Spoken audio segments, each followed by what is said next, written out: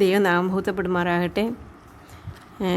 നമുക്കിന്നൊരു കർത്താവ് ഈ ലോകത്തിലായിരുന്നപ്പോൾ കർത്താവിൻ്റെ അവസാന നിമിഷങ്ങളെ കുറിച്ച് പഠിക്കാം. അത് പഠിക്കുന്നതിന് മുമ്പായിട്ട് കർത്താവ് എങ്ങനെയായിരുന്നു, ലാസ്റ്റ് സമയത്തെ എങ്ങനെ കർത്താവ് സമയം സ്പെൻഡ് ചെയ്തു എന്ന് നമുക്ക് പഠിക്കാം. അത് പഠിക്കുന്നതിന് മുമ്പായിട്ട് നമുക്ക് ഒരു വാക്യം പഠിക്കാം. ലൂക്കോസ് എഴുതിയ സുവിശേഷം 22-ാം അധ്യായത്തിൻ്റെ 44-ാം വാക്യം. പിന്നെ അവൻ പ്രാണവേദനയിലായി അതിശ്രദ്ധയോടെ പ്രാർത്ഥിച്ചു. അവൻ്റെ വിയർപ്പ് നിലത്ത് വീഴുന്ന വലിയ ചോരത്തുള്ളി പോലെ ആയി. ഒന്നും കൂടെ നമുക്ക് ആ വാക്യം പഠിക്കാം. നമ്മുടെ കർത്താവിൻ്റെ അവസ്ഥയെക്കുറിച്ചാണ് നാം പഠിച്ചത്. ലൂക്കോസ് എഴുതിയ സുവിശേഷം 22-ന്റെ 44-ാം വാക്യം.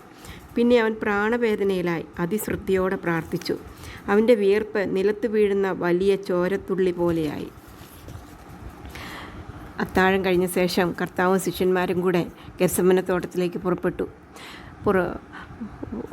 ഓൺ ദ വേയിൽ ശിഷ്യന്മാരോട് അനേക കാര്യങ്ങളെക്കുറിച്ച് പറഞ്ഞു കൊടുക്കുകയും പഠിപ്പിക്കുകയും ചെയ്തുകൊണ്ടിരുന്നു. അവർ അങ്ങനെ ഗെത്സമനയിലെത്തി. കർത്താവ് അവരോട് പറഞ്ഞു, ഞാൻ അവിടെ പോയി പ്രാർത്ഥിച്ചു വരുവോളം നിങ്ങളിവിടെ ഇരിപ്പിൻ.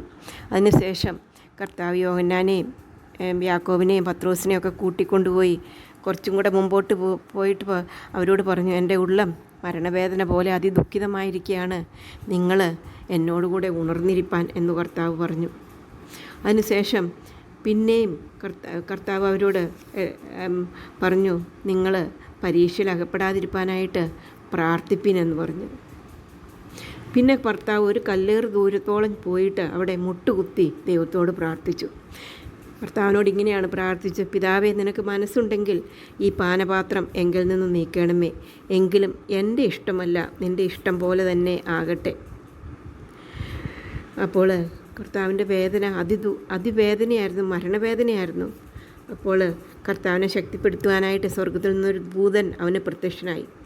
പിന്നെയും അവൻ പ്രാണവേദനയിലായി. അവൻ്റെ വിയർപ്പ് നിലത്ത് വീഴുന്ന വലിയ ചോരത്തുള്ളി പോലെയായി.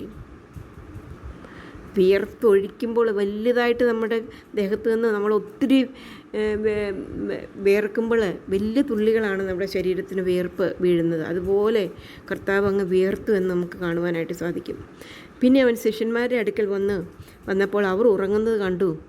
പത്രോസിനോട് കർത്താവ് പറഞ്ഞു, ഒരു നാഴിക പോലും ഉണർന്നിരിപ്പാൻ നിങ്ങൾക്ക് കഴിയുകയില്ലയോ? പരീക്ഷയിൽ അകപ്പെടാതിരിപ്പാൻ പ്രാർത്ഥിപ്പിനെന്ന് പറഞ്ഞു.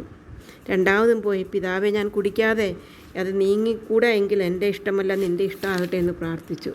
അനന്തരം പിന്നെ യേശു ശിഷ്യന്മാരുടെ അടുക്കൽ കർത്താവ് ശിഷ്യന്മാരോട് പറഞ്ഞല്ലോ, നിങ്ങൾ എന്നോടുകൂടെ കുറച്ചു നേരം ഉണർന്നിരിപ്പിൻ, പ്രാർത്ഥിപ്പിനെന്ന ശിഷ്യന്മാരോട് എല്ലാവരോടും പറഞ്ഞു. എന്നാൽ രണ്ടാമതും കർത്താവ് അവരുടെ അടുക്കൽ വന്നപ്പോൾ അവർ ഉറങ്ങുന്നത് കണ്ടു. വീണ്ടും അവരെ വിട്ട് മൂന്നാമതും പോയി ആ വചനം തന്നെ ചൊല്ലി പ്രാർത്ഥിച്ചു. പിന്നെ ശിഷ്യന്മാരുടെ അടുക്കൽ വന്നപ്പോൾ അവൾ ഉറങ്ങിയാണ്. അപ്പോൾ കർത്താവ് പറഞ്ഞു, ഇനി നിങ്ങൾ ഉറങ്ങിക്കോ, പക്ഷേങ്കിൽ നാഴിക വന്നു, നമ്മൾക്ക് എഴുന്നേൽപ്പിൻ, നമുക്ക് പോകേണ്ട സമയമായി. മനുഷ്യപുത്രൻ പാപികളുടെ കയ്യിൽ ഏൽപ്പിക്കപ്പെടുന്നു. നമുക്ക് വാക്യം ഒന്നും കൂടെ നമുക്ക് പഠിക്കാം. ലൂക്കോസ് എഴുതിയ സുവിശേഷം 22-ാം അധ്യായത്തിൻ്റെ 44-ാം വാക്യം ഒന്നും കൂടെ നമുക്ക് പഠിക്കാം. അവിടെ കാണുന്നത്, പിന്നെ അവൻ പ്രാണവേദനയിലായി അതിശ്രദ്ധയോടെ പ്രാർത്ഥിച്ചു. അവൻ്റെ വിയർപ്പ് നിലത്ത് വീഴുന്ന വലിയ ചോരത്തുള്ളി പോലെയായി. ഇതിൽ അനേക ഗുണപാഠങ്ങളുണ്ട്. ഒന്നാമതായിട്ട് നാം പ്രാർത്ഥിക്കണം എന്നുള്ളത് കർത്താവിൻ്റെ കൽപ്പനയാണ്.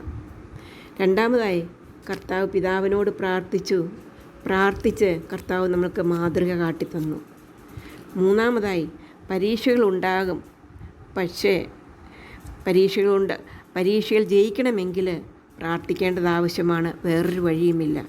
നാലാമതായി നാം നമ്മുടെ ഇഷ്ടവും ആഗ്രഹങ്ങളും സാധിച്ചു കിട്ടുവാനല്ല, മറിച്ച് ദൈവേഷ്ടം നടക്കുവാനാണ് പ്രാർത്ഥിക്കേണ്ടത്. അഞ്ചാമതായി നമ്മളെ സ്നേഹിച്ച കർത്താവ് നമ്മെ രക്ഷിക്കുന്നതിന് വേണ്ടി അതിവേദനയിലായി ദുഃഖം സഹിച്ചു. അതുകൊണ്ട് നാമും കർത്താവിനെ സ്നേഹിക്കണം. നമുക്ക് പ്രാർത്ഥിക്കാം. സ്നേഹവാനായ ദൈവമേ, നല്ല സമയത്തിനായിട്ട് നിന്നെ സ്തുതിക്കുന്നു, സ്തോത്രം ചെയ്യുന്നു. നിൻ്റെ മക്കളായ ഞങ്ങൾക്ക് നിൻ്റെ സന്നിധിയിൽ വരുവാൻ സഹായിച്ചതുകൊണ്ട് സ്തോത്രം. ഞങ്ങൾക്ക് വേണ്ടി ഞങ്ങളുടെ കർത്താവ് എത്ര വേദനയിലായി എന്നുള്ളത് ഒരു പ്രാവശ്യം കൂടെ ഓർക്കുവാൻ ഞങ്ങളെ സഹായിച്ചു. ഞങ്ങൾക്ക് വേണ്ടി കരഞ്ഞ കർത്താവ്, ഞങ്ങൾക്ക് വേണ്ടി അതിവേദനയിലായ കർത്താവ് ഞങ്ങളെ രക്ഷിപ്പാനായിട്ട് ഈ ലോകത്തിൽ വന്നു. അതോർത്ത് ഞങ്ങൾ നിന്നെ സ്തുതിക്കുന്നു. കർത്താവ് ദൈവത്തിൻ്റെ ഇഷ്ടം പൂർണ്ണമായിട്ടും നിവർത്തിക്കുന്ന കർത്താവ് ഞങ്ങൾക്ക് വേണ്ടിയായിരുന്നല്ലോ അത് ചെയ്തത് എന്നോർത്ത് ഞങ്ങൾ നന്ദിയുള്ള ഹൃദയത്തോടെ നിന്നെ സ്തുതിക്കുന്നു.